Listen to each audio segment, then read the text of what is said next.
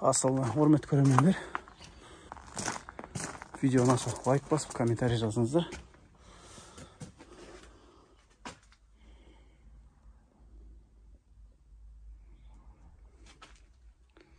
Түсінбеген жерлеріңізді сұраңыздар. Алматы қаласы. Стройка советы лайфхак деген каналға шығатын болады видео. Бүгін баняға бір объем алдым.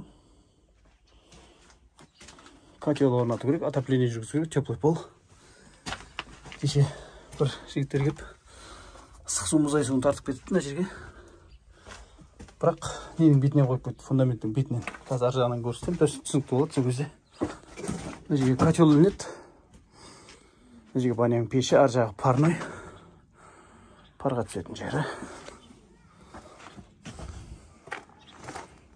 Мына жер туалет. Онан кейін мына жерде қазан ошақ тұрады, умывальник тұрады. Умывальникте мынау тамақтың қалдығы анау мынау тұрады, сол елілік қойып кетіпті. Бұны қайтадан жүзге жинайын деп жатырмын. Бір жігіттер осы ыстық су мұз айсуына канализацияны қойып кеткен. Тайынып талып тастап жүзге жинаймын қазір. Сосын мына жерге теплый пол болады. Мына жерге де прямой фитинг қойып тастай салыпты. Мына ертең кран кетіп қалса, ауыстыра алмайды, сындыра алмайды. Шешіп алып, кран ауыстыру үшін мына жерге разъемный қойылады. Бір жағына. Оны да ауыстырамын қазір. Біліп жүрсін деп жатырмын, білмейтін кісілер. Примерно білетін жігіттер келеді да, істеп біледі, артынан екі жұмыс қылады. Мынаны да мына жерге дейін ойып отырғызу керек. Төмен түсіру керек. Ертең жерде кафель болған кезде мына жер теп-тегіс қабырға болады. Сол кезде ешқандай кедергі ұстамайды, бұртиып шығып тұрмайды, кафельден артық, қабырғадан артық шығып тұрмайды. Мына жерлер. Мына жер енді түсінікті болған шығар. Мына стяж құйылады, мынау жаңа пар бөлме. Стяж құйылады мына жерден. Мына жерге кафель төсеген кезде ана жерде. Мына жерге кафель стяжка, ана кафель қойған кезде мына жерден қоя алмай қалады кафельшка. Сол үшін мынаны отырғызу керек. Аздап жобалап білетін кісілер кеп істеп кетіпті. Мына жерде солай болайын деп тұр. Мына жерде отырғызу керек. Былай кафель, былай кафель. Баняның іші. Теп-тегіс тұрып тұрып, мына стяжканың астында қалу керек, кафельдің астында. Мына жағы да сондай. Қазір болғаннан кейін көрсетем. Мынаны да отырғызу керек. Ойып, мына жерге дейін ойып, отырғызу керек. Кабель бетіне тегіс қойылып кетеді. Мына кір су жиналғанда ертең, егер осылай қалдырсақ, кір су жиналған кезде саситын болады. Баняның іші. Тағы бір қателік. Мына жерде де прямой шешілмейтін фитинг қойып кеткен. Бұл жерге де разъемный фитинг салам қазір. Сосын мынаны да ойып отырғызу керек қабырғаның ішіне.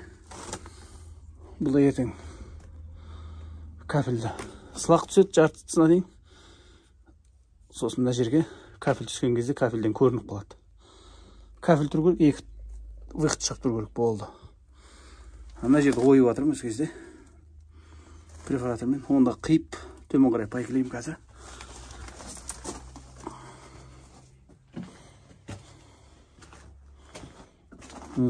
Екі бәрі теплый пол болады.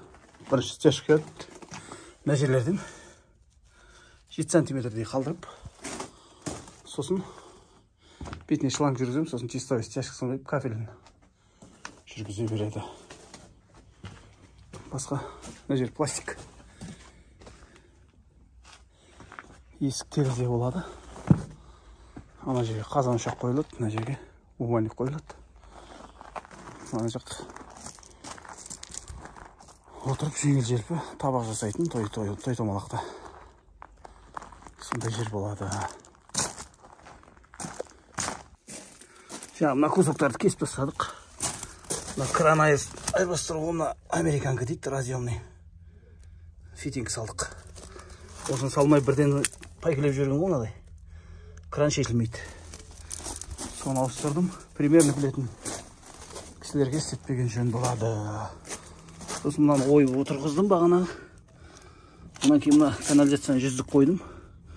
Мына жерде ыдыс аяқ, анау тамақтың қалдығы еліліп бітіп қалады. сосын прямой жүздік қойдым. Онан кейінгі тағы мына жерді ойғаным жаңа арғы бетіне. Сосын мынаны кіргізіп жібердім қабырғаның ішіне. Бұны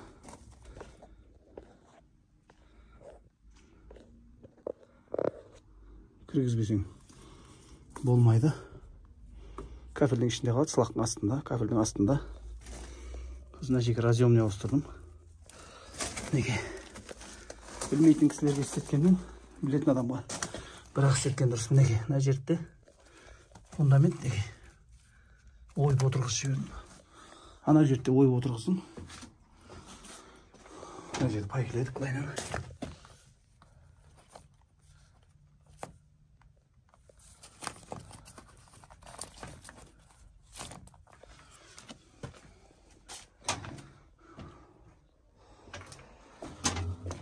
Мына жер жаңа кран бұзылған жағдайда отказ береді ғой, 1 жыл 2 жылда. Сол кезде мынадай шешіп, ауыстырып, қайтадан жаңа кран салып, фермесін қиып, енді стяжка құйылады, бір 7 сантиметр қалдырып, сосын теплый полын тартуға келем. Мына бөлмеде мынадай унитаз орнаттық. Ертең жан-жағына теплый пол тартылады, сосын стяжка құйылады. Сонымен теп-тегіс болады бұл жер. Сосын мына жақ котельный. Мына котельный, мына жер көмір пеш баняның. Ар жағы пар бөлме.